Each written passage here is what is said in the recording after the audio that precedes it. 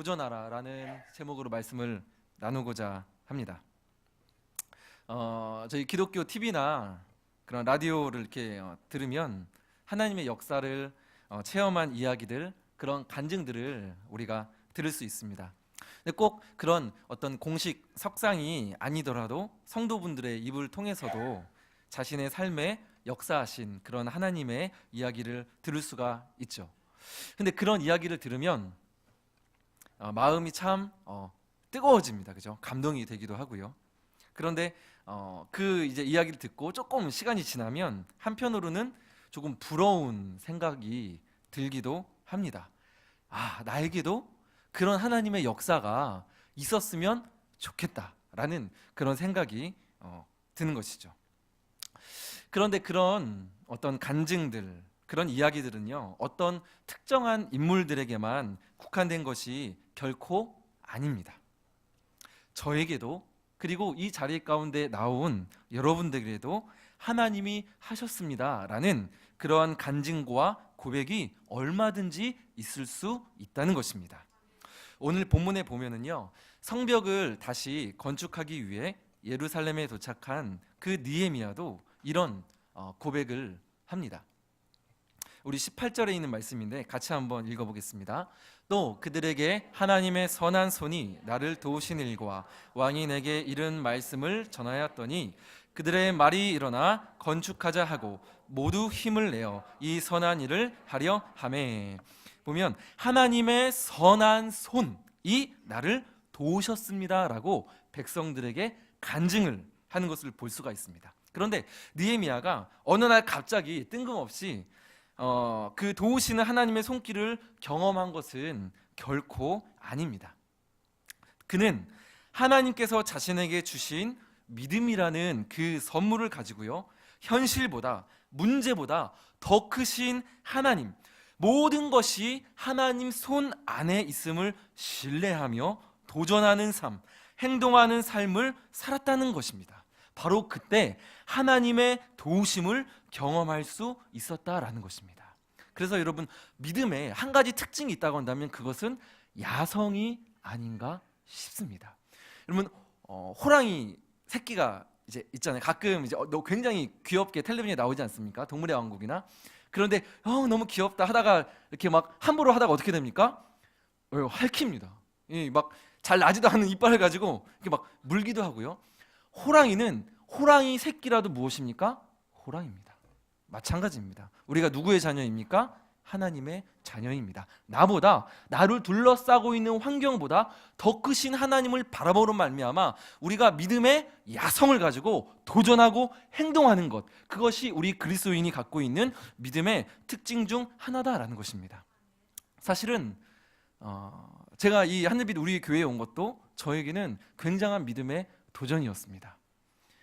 사실 믿으실지 모르겠지만 전에 이제 사역하던 교회에서 그래도 나름 자리를 잘 잡고 빵꾸내지 않고 그렇게 조금은 아마 그래도 인정받으면서 사역을 했었습니다. 앞으로 굉장히 오랜 시간 사역을 계속할 수 있는 그러한 것들도 보장이 되어 있었습니다. 그럼에도 불구하고 저는 기도할 때마다 조금 더 믿음을 가지고 도전하고 싶은 그런 마음이 들었습니다. 그래서 기도하는 가운데 김대우 목사님께서 올리신 그 공고를 제가 보고 믿음의 도전을 했습니다. 사실은 작년에도 제가 믿음의 도전을 했는데 떨어졌습니다. 그래도 저는 솔직히 조금 낙심은 했죠. 근데 그래도 믿음이 있었기 때문에 크게 낙심하지 않고 또 봤는데 그게 또 올라오는 겁니다. 주님, 다시 한번 기도했습니다. 하나님, 내가 지금 가는 것이 주님의 뜻이라면 이동하여 주시옵소서. 기도하고 그 이력서를 내지 않습니까? 그 몇 글자만 바꾸고 이렇게 조금 바꾸고 그대로 보냈습니다. 담임 목사님께서 나중에 말씀하시기를 지우지 않고 다 보관하고 있어, 이제 그러시더라고요. 그래, 아차 싶었는데 어쨌든 저는 그래서 이렇게 이 자리까지 왔습니다. 지금 생각해 보면 아마 제가 이제 노량진에 있는 교회 모교회로 이제 오랫동안 사역을 이렇게 신앙생활을 했는데, 그때 어려서부터 저를 보아왔던 어르신들은 제가 이 자리에 이렇게 올라와서 설교로 하는 것을 아마 믿기지를 못하실 겁니다. 왜냐하면 저는 누가 봐도 쓱맥이고 뒤에서 가만히 있고 이리 오라면 이리 오고 저리 오라면 저리 오고, 그런 도전과는 야성과는 거리가 먼 사람이었거든요. 그런데 그 믿음의 작은 도전들 하나 하나 기도로 하나님을 보고 반응하며 행동하는 그 작은 도전들이 오늘날 제가 있게 그렇게 하나님께서 만드셨다라는 것입니다. 주 안에서 사랑하는 여러분, 하나님의 살아계심과 도우시는 손길을 경험하고 싶으십니까? 그러면 믿음을 가지고 도전하는 순종의 은혜가 있기를 소망합니다. 그래서 오늘 설교 제목이 믿음으로 무엇입니까? 도전하라입니다. 도전하라. 자, 그러면 믿음으로 도전한다라는 것이 구체적으로 무엇일까요? 세 가지로 간단하게 말씀 나누고자 합니다. 첫 번째로, 믿음으로 도전한다는 것은 기다리는 것입니다. 무엇이라고요? 기다리는 것입니다. waiting입니다. 그죠? 영어로 쉬운 단어라 제가 말을 합니다. wait입니다. wait. 자, 느헤미야 2장 8절과 18절에는 하나님의 선한 손이라는 표현이 나옵니다. 앞에 에스라에도 사실은 이 하나님의 선한 손이라는 표현이 이제 몇 군데 나오는데요. 이 느헤미야 2장 8절과 18절에도 하나님의 선한 손이라는 표현이 나옵니다. 그러면 우리는 손으로 무엇을 만들기도 하고요. 그죠? 만든 것을 어떻게 합니까? 다시 허물어뜨리기도 합니다. 또 물살을 갈라 수영을 해서 앞으로 나가기도 하고요. 나를 향해 내리쬐는 햇빛을 향해서 손을 들어 막기도 하고요. 다시 손을 내려 그 햇빛을 받기도 합니다. 즉 하나님의 손, 하나님의 선한 손이란 세상 만물 모든 역사를 하나님 당신의 뜻대로 주관하시는 것, 이것을 바로 표현하는 그런 말이죠.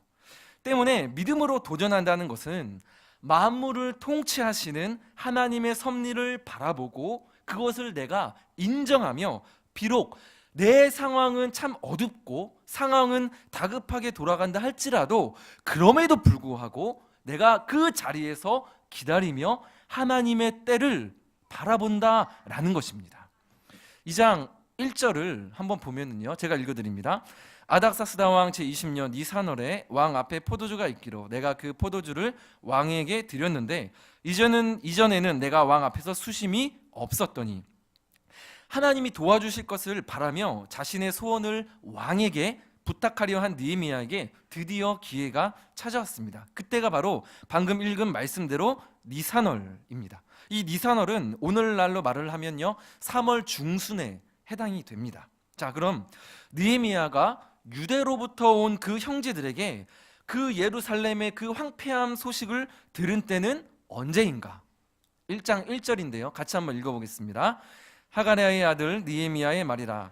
아닥사스다 왕 제 기슬루월에 내가 수산궁에 있는데, 기슬루월은 11월 중순을 말을 합니다. 그렇다고 한다면 약 4개월 정도가 흘렀을 때에 그 찬스가 느헤미야에게 왔다라는 것이죠. 4개월 동안 하나님께서 보여주실 때를 기다렸습니다. 그럼 느헤미야는 그때에 당시에 술을 맡은 관원이었다. 내가 그때에 술을 맡은 관원이었다. 그렇게 고백을 합니다. 당시 술 관원은 굉장히 궁정에서 인정받는, 존경받는 그런 위치의 사람이었고요. 거의 매일 왕을 아련하는 사람이었습니다. 그렇다고 한다면 그 자신의 어떤 소원을 말할 찬스가 굉장히 적었을까요? 많았을까요? 많았습니다. 4개월 동안 얼마든지 사실은 틈만 나면 말을 할 수 있는 기회가 있었다는 것이죠, 느헤미야에게. 그럼에도 불구하고 느헤미야는 4개월이라는 약 4개월의 시간을 기다렸습니다. 그래서 그 1장 사실은 5절부터 마지막 그 11절까지가 사실은 그 기다림 가운데에 느헤미야가 하나님께 했던 기도의 고백들이 기록이 되어 있습니다. 단지 사실은 느헤미야는 언제 도우심이 오나 하고 가만히 앉아 있었던 것이 아닙니다. 기도하며 하나님의 때를 기다렸다는 것입니다.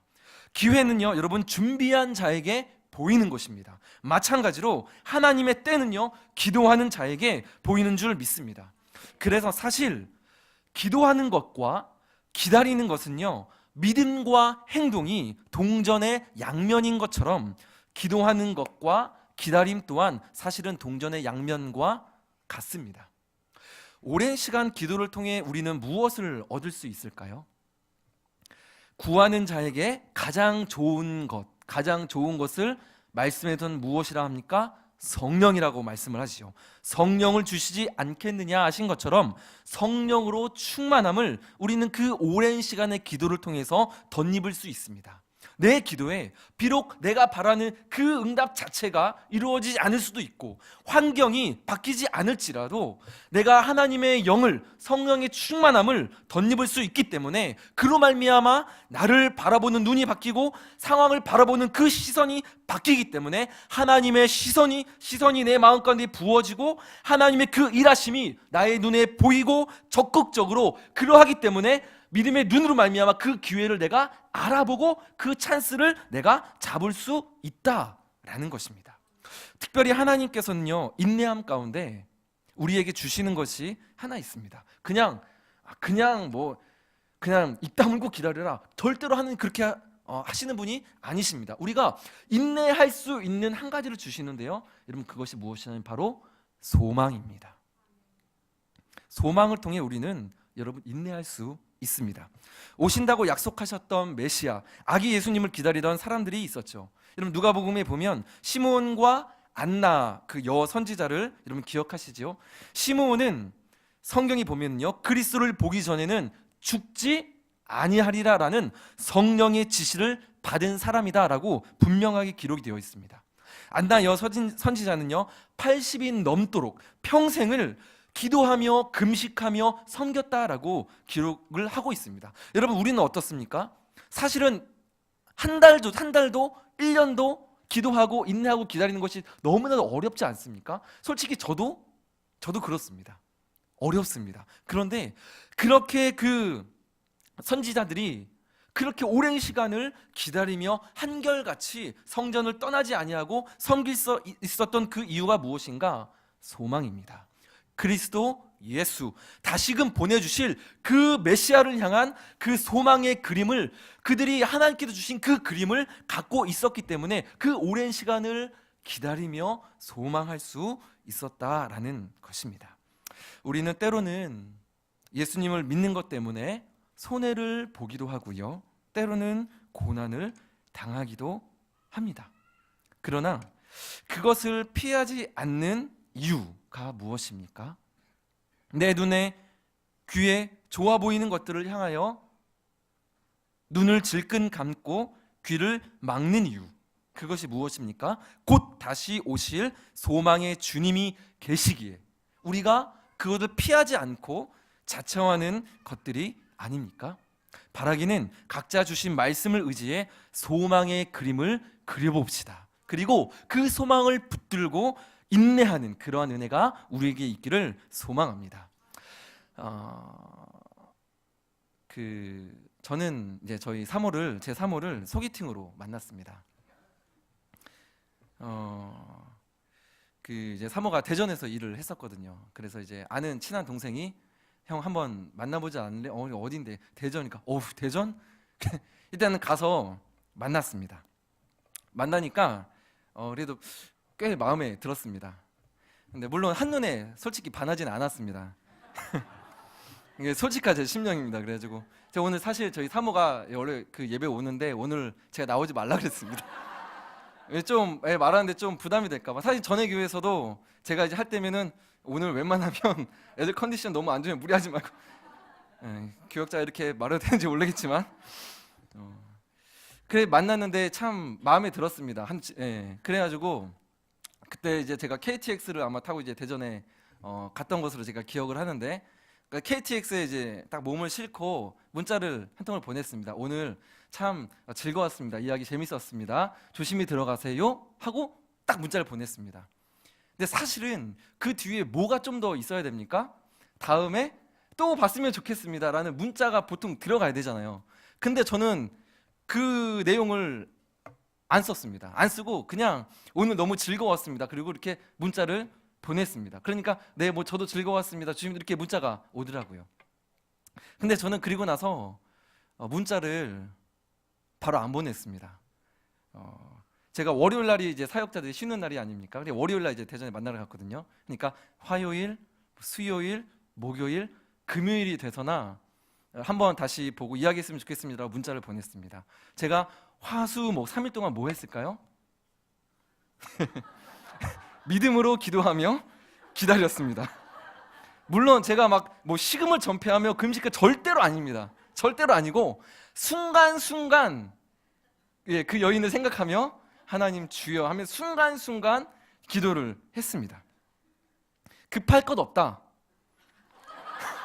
하나님의 섭리 가운데 있다면 일주일 후에 연락해도 답장이 올 것이다. 이런 은근한 믿음이 저에게 있었습니다. 혹여나 먼저 문자가 올까 했지만 오지는 않았습니다. 어쨌든 상관없었습니다. 3일이 지나 그 평안함 가운데 문자를 보냈습니다. 다시 만났으면 좋겠습니다. 이야기를 했으면 좋겠습니다. 답장이 어떻게 왔을까요? 네, 당연히 네, 좋아요 하고 이렇게 당연히 문자가 왔죠. 그런데 나중에 만남이 진전이 되고 이제 결혼 이야기가 오고 가면서 그때 이야기를 이제 하는데 아내가 이제 그러더라고요. 자기는 애프터 신청이 당연히 바로 올 줄 알았대요. 근데 안 오더라는 것입니다. 왜냐면 저희 이제 사모가 뭐 얼굴을 기억하시는 분도 계시겠지만 뭐 생글생글 막 웃으면서 이렇게 막 하면서 다니지만 사실은 굉장히 콧대가 이제 높은 그런 여자거든요. 그러니까 만났던 남자들이 만나고 나면 그날 밤에 여지없이 또 봤으면 좋겠다고 문자가 오는데 가면서도 또 봅시다 이 문자가 오는데 이 남자는 하루 이틀이 지났는데도 왜 문자가 안 오는 거야 하면서 저에 대한 궁금증이 생기더라는 겁니다. 도대체 그 남자 뭔데 나한테 이 문자 한 통 안 보내지? 그런 이제 생각이 들더라는 거죠. 결국에 이미 제가 뭡니까? 그냥 이긴 게임인 거죠. 그래서 6개월 만에 제 아내가 되었습니다. 사실은 이제 웃으시지만 저에게는 이것이 대단한 제 삶의 믿음의 도전이었습니다. 사실 들추어 보면 왜 급한 마음이 저에게 없었겠습니까? 저에게 친한 이제 그룹이 이렇게 있었는데 제가 그래도 이제 나이가 높은 측에 속했습니다. 그러니까 형님 결혼 언제 하세요? 하셔야죠. 그래서 제 동기들은 절반이 막 결혼을 하고 있고 막 1학년 때부터. 그러니까 저도 마음이 급합니다.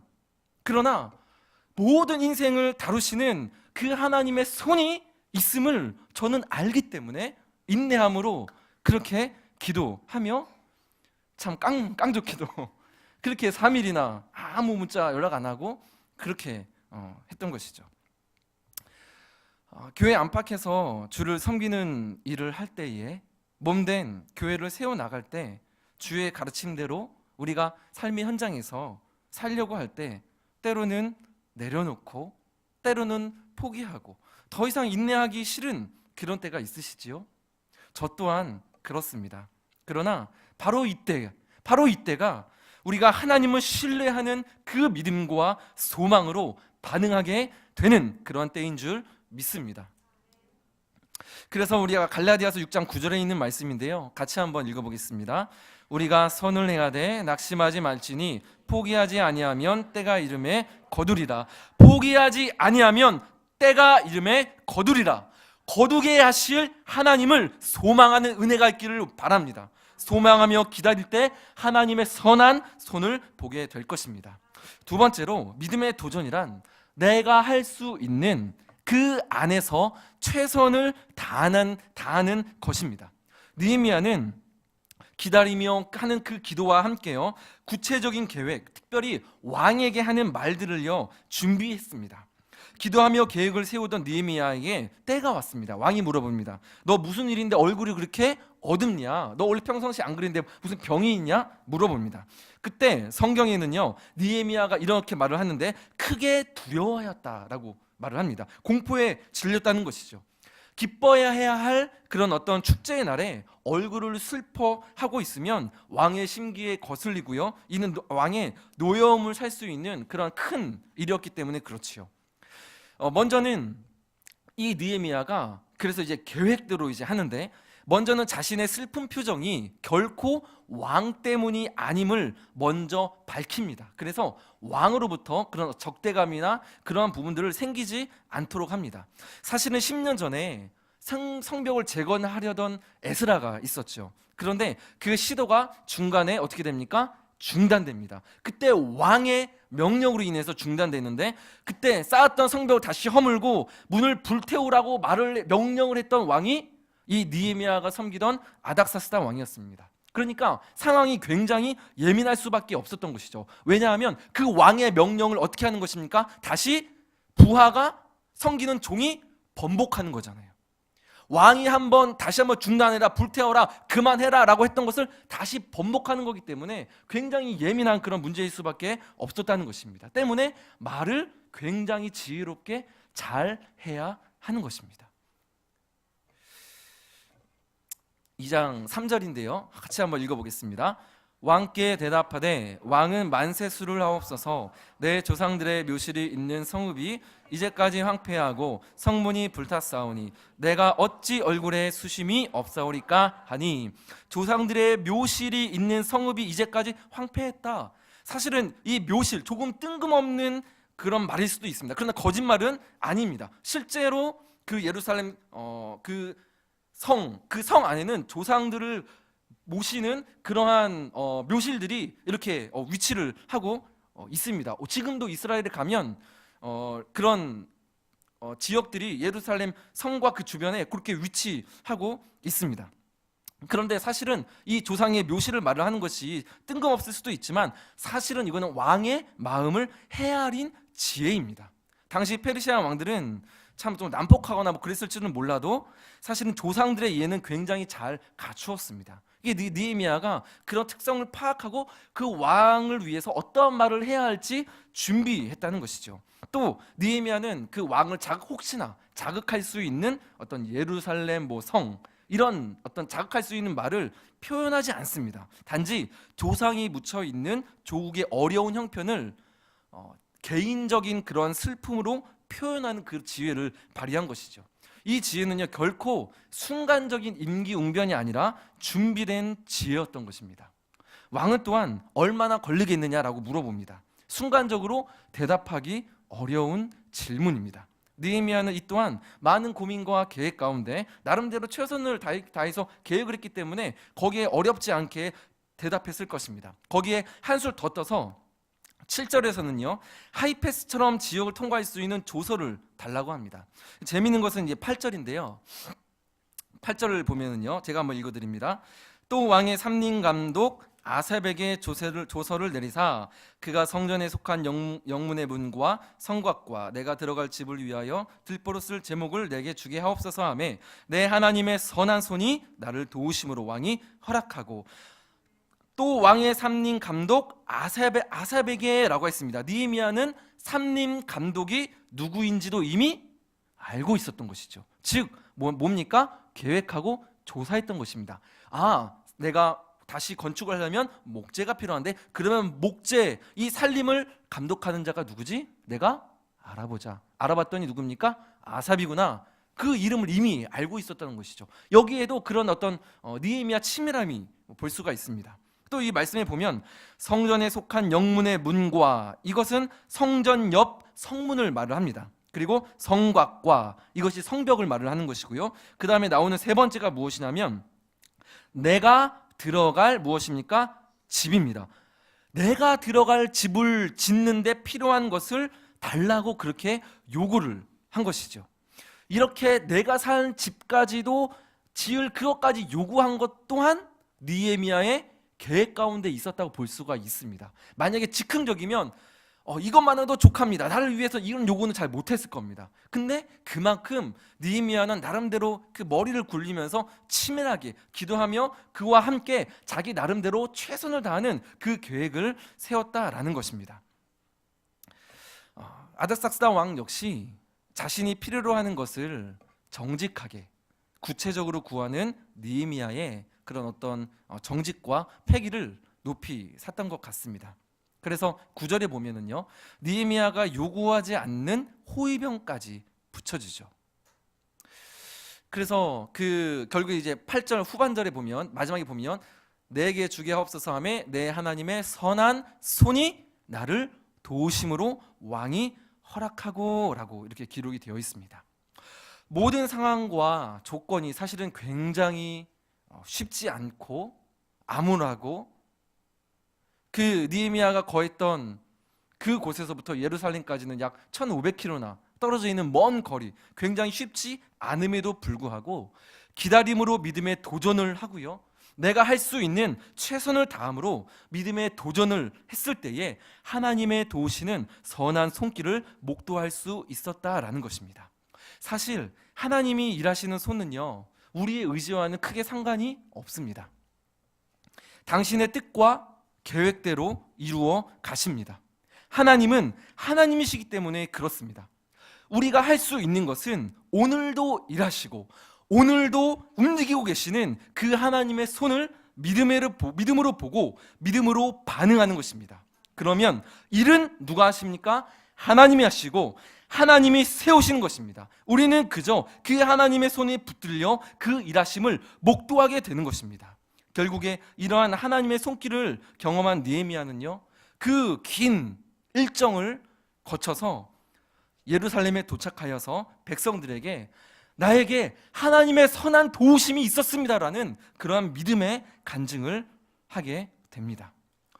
영적으로 마음이 무너질 대로 무너진 백성들에게, 오랫동안 침묵하셨던 하나님에 대해 서운했던 백성들에게 내가 하나님의 도우시는 손길을 경험했습니다 라는 그 느헤미야 간증은 하나님의 영광이 우리를 떠나셨다는 생각으로 말미암아 낙심 가운데 있었던 백성들에게 깊은 위로와 가슴 뛰는 새로운 도전이 되었을 것입니다.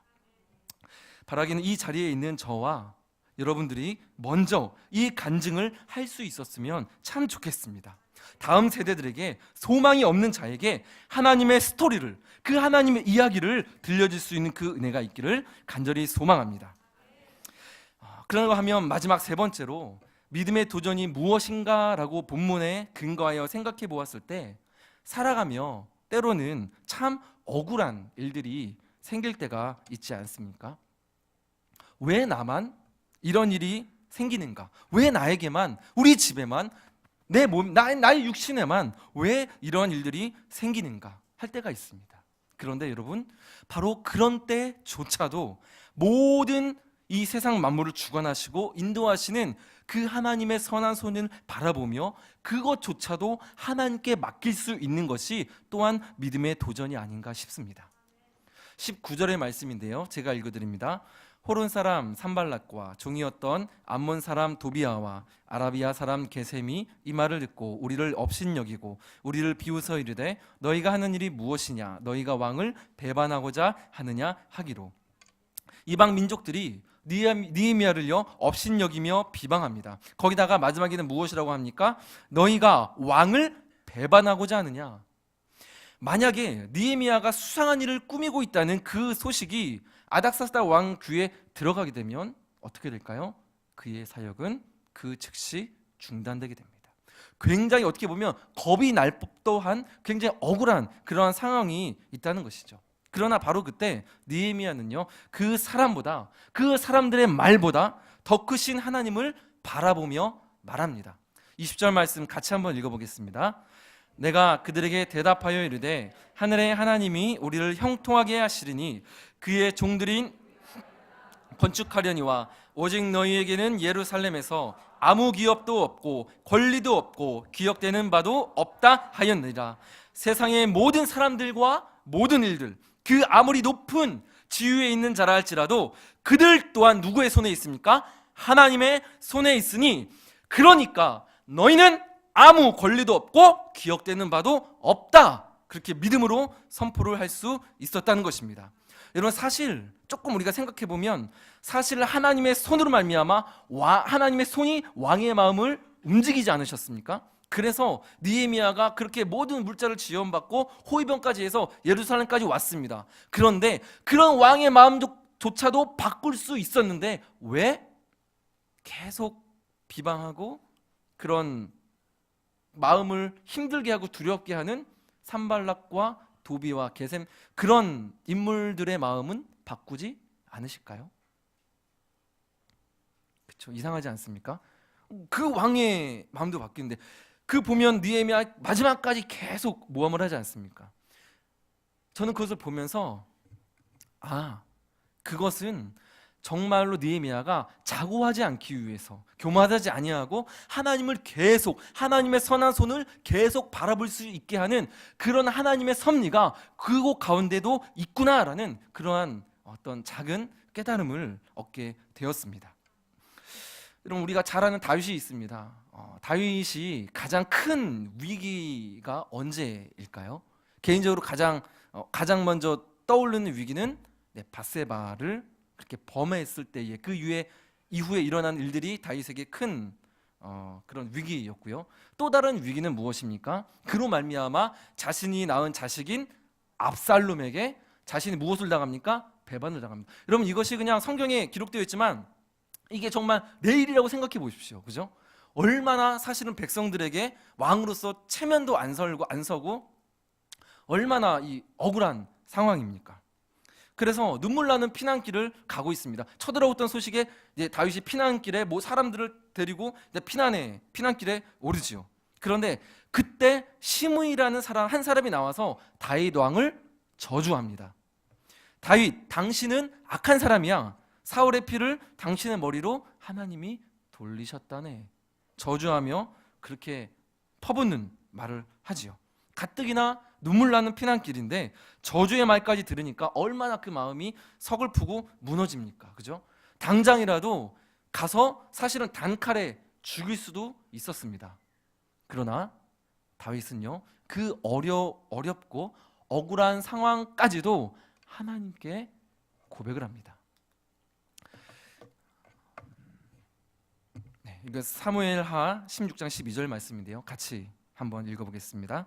혹시 여호와께서 나의 원통함을 감찰하시니 오늘 그 저주 때문에 여호와께서 선으로 내게 갚아주시리라 하고. 아멘. 모든 것을 감찰하시는 그 하나님의 손에 그것조차도 맡겨 드리는 것입니다. 주 안에서 사랑하는 여러분, 사람들에 대한 원망과 상처받은 일들, 억울하게 내가 겪고 있는 그러한 것들이 있습니까? 이 모든 것을 믿음으로 바꾸는 믿음의 도전이 저와 여러분들에게 있기를 간절히 소망합니다. 바로 그것 때문에 하나님이 우리를 잘 되게 하실 것입니다. 사실 저에게도 억울하게 생각했던 것이 있습니다. 저에게는 목에 육체의 가시가 있습니다. 쉽게 말을 하면 저는 365일 24시간 목이 졸린 상태로 사실은 지내고 있습니다. 이것이 벌써 14년, 15년이 되었습니다. 여러분, 육신이 아파 보셨던 분은 아시겠지만 사실은 우리의 육과 영이 이제 하나이지 않습니까? 육이 아프면 우리의 정신도 영혼도 굉장히 많은 영향을 받게 됩니다. 굉장히 힘들었습니다. 특별히 제가 가장 힘이 들었을 때는 신대원 입시를 준비하는 과정, 그리고 입학하는 그 과정에 그것이 더 심했었습니다. 그래서 제가 정말로 심할 때는 이제 2번 경험을 했는데 자다가 하나님, 내가 이제 죽겠군요. 이제 너무 힘듭니다. 이제 나를 받아주시옵소서. 그런 기도까지 하며 지냈던 적이 있었습니다. 그때 제가 너무 이제 힘이 들어서 목사님께 이제 찾아가서 말씀을 드렸습니다. 너무 힘듭니다. 이 하나님의 부르심이 의심이 듭니다. 어떻게 해야 될까요? 네, 목사님이 그러시더라고요. 저희 이제 모교회 목사님이신데 그러면 너무 무리해서 공부하려고 하지 말고 그 시간에 할 수 있을 만큼 하고 기도해 보세요라고 그렇게 말씀을 해주시더라고요. 그래서 저는 참 그 3년이라는 어떻게 보면 굉장히 짧은 시간입니다, 사실은. 근데 그 시간 동안에 많은 공부를 하고 싶은 그런 마음들이 있었지만 체력적인 그런 육신의 한계 때문에 낮 시간에는 그래도 나름대로 열심히 공부를 하려고 노력을 했지만 밤이 늦은 시간까지는 저는 그렇게 공부를 하지 못했습니다. 그리고 그 시간에 이제 기도실에 가서 기도를 할 수밖에 없었습니다. 저는 여기서 믿음을 활용을 했습니다. 하나님, 내가 지금 이렇게 목이 힘들고 너무나도 힘이 듭니다. 하나님 아시죠? 그런데 하나님은 나의 모든 것을 아시니 하나님께 이 문제 또한 맡겨 드립니다. 내 몸의 연약함을 통하여 주여 영광 받아 주시옵소서. 근데 너무 걱정하지 마십시오. 지금 저는 참 감사하게도 그 3년 동안 그렇게 힘든 그 시간을 기도하면서 50% 정도가 나아졌습니다. 기도하려고 무릎 꿇으면 이 안에 있던 그 목이 풀려지는 것을 경험을 했고요. 지금은 그래도 나름대로 큰 무리 없이 할 수 있는 그런 건강으로 어느 정도는 많이 회복이 되었습니다. 여러분들에게도 그러한 일이 있으십니까? 왜 왜 나한테만 이러한 일이 일어나는가? 그러나 모든 것을 인도하시는 그 하나님의 선한 손길을 바라보며 그런 것 또한 주님께 맡겨드리는 그러한 은혜가 저와 여러분들에게 있기를 간절히 소망합니다. 말씀을 정리합니다. 하나님의 손은 지금 이 시간에도 세상의 역사를 주관하시고요, 움직이고 계십니다. 우리의 인생은 둘 중 하나인 것 같습니다. 그 손을 보느냐, 그 손을 보지 못하느냐에 따라 우리의 삶이 결정되는 것 같습니다. 그러하기에 우리에게 믿음의 눈을 들어 그 하나님의 손을 붙잡고 볼 수 있는 믿음의 도전이 있기를 소망합니다. 소망에 근거하여 인내합시다. 내가 할 수 있는 최선을 다합시다. 그리고 그 외에 내가 할 수 없는 것은 과감하게 주님께 맡겨 드릴 수 있었으면 좋겠습니다. 억울한 일이 생겨도 그 억울함까지도 나를 감찰하시는 하나님께 아뢰시다. 이러한 믿음의 도전을 할 때 하나님의 도우시는 선한 손길을 목도하는 은혜가 있게 될 것입니다.